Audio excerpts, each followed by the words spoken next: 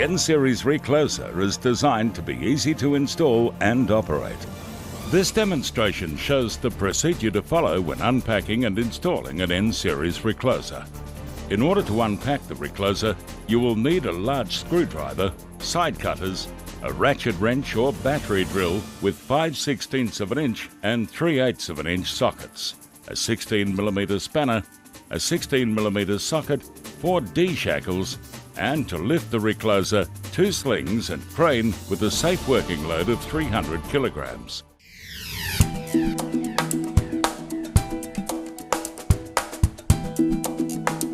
If an external voltage transformer or VT has been ordered, it will be supplied in a separate crate, which is attached on top of the N-Series crate. You must remove the VT crate first. Using the 3/8 socket, remove the lid and place safely away from the work area. Perform a visual inspection to make sure that everything is safely secured and that there is no visible damage to any of the supplied components. For a standard N-Series order, components visible from the top of the crate should include 1 controller, 1 N-Series ACR, 6 HV cable tails, 1 control cable, 6 silicon bushing boots, 1 pole mount bracket, 1 caulking gun, 1 box containing N-Series accessories kit situated underneath the bracket. Using the 5/16 socket, remove both narrow sides of the crate. Briefly check the controller to ensure it's securely mounted and free from damage. Proceed to the opposite side and cut each strap holding the bushing boots and the control cable in position. Remove the control cable, caulking gun, bushing boots, N-Series accessories kit and store them in a clean, dry place. Using the 5/16 socket, unscrew the 4 screws that attach the pole mounting bracket to the timber brace. Taking care not to damage the epoxy bushings, carefully lift the mounting bracket out of the crate and place it away from the work area. Note, the pole mount bracket weighs approximately 24 kilograms. Please ensure that correct lifting methods are used. Using the 5/16 socket, unscrew the brace holding the Recloser in place and remove it from the crate. Remove the 6 cable tails that are bent over and around the top of the controller and place them safely away from the work area. Note that the cable tails are coiled and may spring back when removed. Fit D-shackles to the lifting points on the Recloser and attach with appropriately rated slings to the crane lifting point. Before lifting the Recloser from the crate, ensure a flat, clean area is available to lower the tank to. Carefully lift the Recloser from the crate and lower it to the prepared area. Note that the weight of the Recloser is 225 kilograms. Please take care handling the suspended load and ensure safe lifting methods are used. Once the Recloser has been removed from the crate, the controller can be easily unpacked. Carefully roll the crate onto the side opposite the controller. This puts the controller in a horizontal position so it can be unbolted and safely lifted from the crate. Using both the 16mm spanner and socket, remove the top and bottom bolts holding the controller to the crate.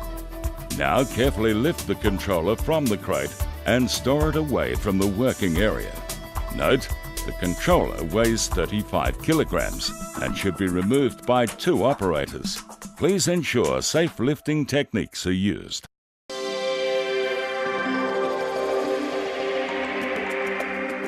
Remove the 6 blue protective caps off the N-Series bushings. Visually check each bushing, ensuring they are clean and damage-free. If the bushing has become soiled, then lightly clean with methylated spirits and allow to dry. If possible, assist the drying with compressed air. Each bushing has a factory-fitted cable palm installed to provide a connection to the high-voltage cable tails. These palms are torqued to 75 Newton meters. Ensure the cable palms are clean and undamaged. Lightly sand or brush the aluminium palm to remove oxide. Then clean the contact area and apply a thin layer of electrical joint grease. Unpack the N-Series accessory kit.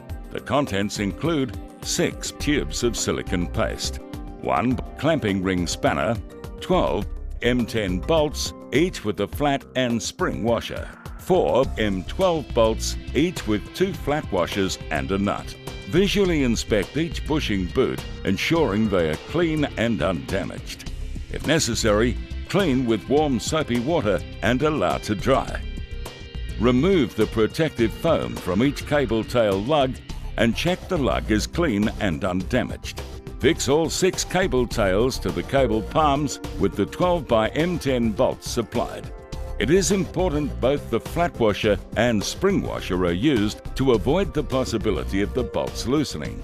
Each bolt should be torqued to 44 Newton meters. To install the bushing boots, firstly charge the caulking gun with a tube of silicone paste and lightly grease inside the tapered end of the first bushing boot as shown. Thread the cable through the bushing boot and slide down the cable, stopping approximately 1 meter from the bushing. Place the screwdriver between the cable and the top of the boot to relieve air pockets that may be generated while the boot is being filled with paste. Holding a rag over the top of the bushing boot, continually fill the boot whilst rotating and lowering the boot towards the bushing. Using a rag as shown will minimize the paste lost out the top of the boot, and the rotating action ensures that the paste is compacted in the bushing boot with no air voids generated. Once the cartridge is empty, the boot can be slid down the cable tail to meet the bushing. 1 cartridge should be used per boot, except when the unit is an N38. For the N38, an extra cartridge is supplied. Ensuring the screwdriver is still in place, the bushing boot can be slid over the bushing to meet with the bushing boot clamping rings. This involves rotating and pushing the bushing boot, during which time paste will ooze out the top and bottom of the boot. This is to be expected and is desirable. Once the boot meets the clamping ring studs, the clamping ring spanners supplied as standard by NULEC can be used to fix the boot. Short, sharp taps are more effective than continual pressure when fitting the clamping ring.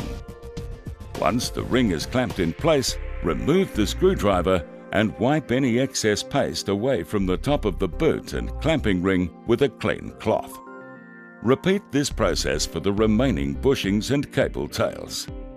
Once the bushing boots are fitted, the next step is to install surge arresters as per the manufacturer's instruction. Surge arresters are to be installed on the surge arrestor brackets located on the source and load sides of the recloser. Surge arresters are compulsory for all overhead installations. 3 important things to note when installing surge arresters are: terminations should be made as close to the bushing boot as possible. Surge arresters should be fitted to the surge arrestor brackets at the torque specified by the manufacturer. Surge arrestor connections to the high voltage cable tails should be covered to avoid the possibility of phase-to-phase faults.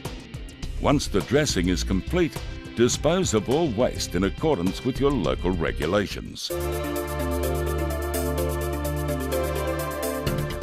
Ensure that the pole is of sufficient strength to support the recloser. A structural engineer may be needed to calculate the stresses involved. Bolt the mounting bracket to the recloser with the 4 M12 bolts and nuts provided. The upper edge of this bracket sits under the corresponding mount on the recloser, and the lower edge of the bracket bolts over the corresponding mount on the recloser. This ensures that the weight of the recloser is supported by the bracket and not the bolts. The bolts should be tightened to 50 Newton meters. Once the recloser mounting height is known, drill the top ACR bracket hole. From the dimensions of the bracket, mark and drill the bottom hole directly below. Install bolts suitable for the recloser load as shown. Note these bolts are not supplied by NULEC Industries. Ensuring all lifting points are correctly secured, slowly lift the recloser up the pole and maneuver so the ACR bracket meets with the prepared bolts. Securely mount the recloser on the power pole. Tighten the bolts to the required torque. Detach all lifting points and lower the lifting device from the line. Complete all the necessary high voltage connections. This may require shortening of the cable tails.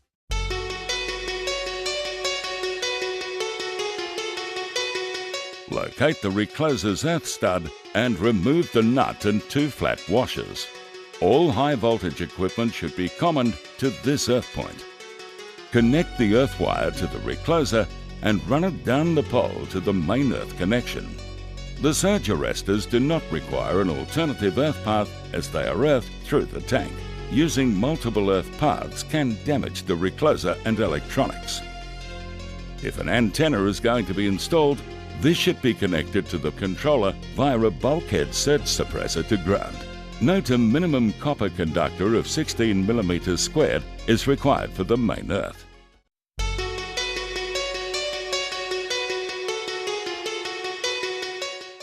Cut the zip ties from the coiled control cable, then remove the protective bags from each end.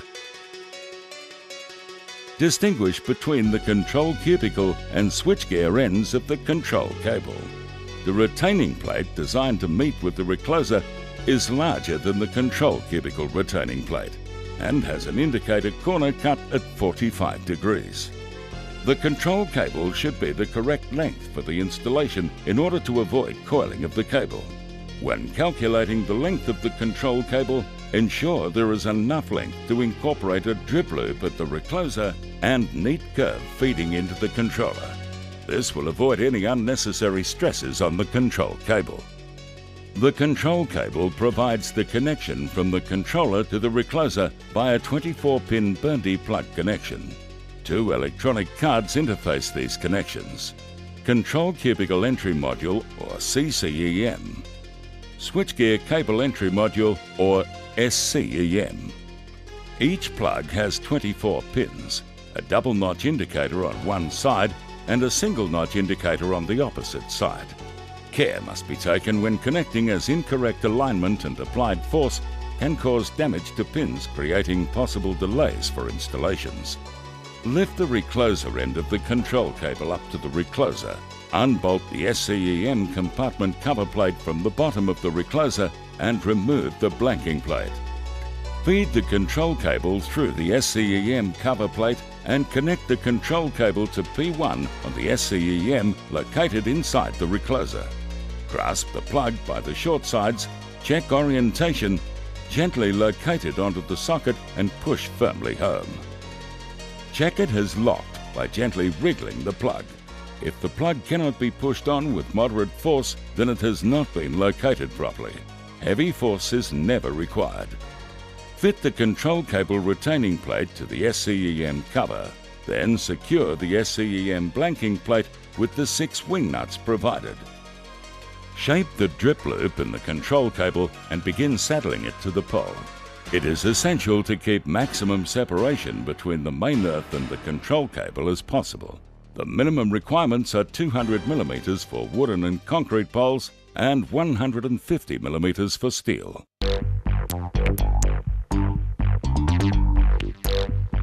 If the controller is to be bolted to the pole, drill the top hole and fit the bolt. If it is to be strapped, feed the straps through the slots on the upper and lower mounting brackets. Lift the controller into position and bolt or strap it to the power pole. Remove the controller blanking plate and feed the control cable into the bottom of the controller.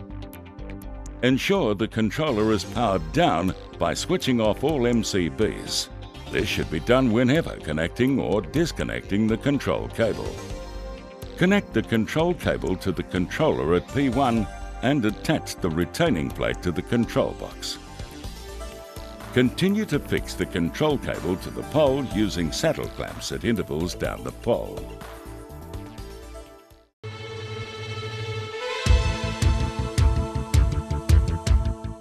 Feed controller earth stud should be connected to the main earth bond by a short tee-off. NULEC recommends a crimp connection to be used on the controller earth stud and a parallel grove clamp to provide the connection to the main earth bond. No other connections to earth from the control cubicle are recommended, since surge currents will also flow in those paths. The controller's electronics are internally protected from potential differences that may occur between the recloser and controller when surge currents are flowing down the main earth bond.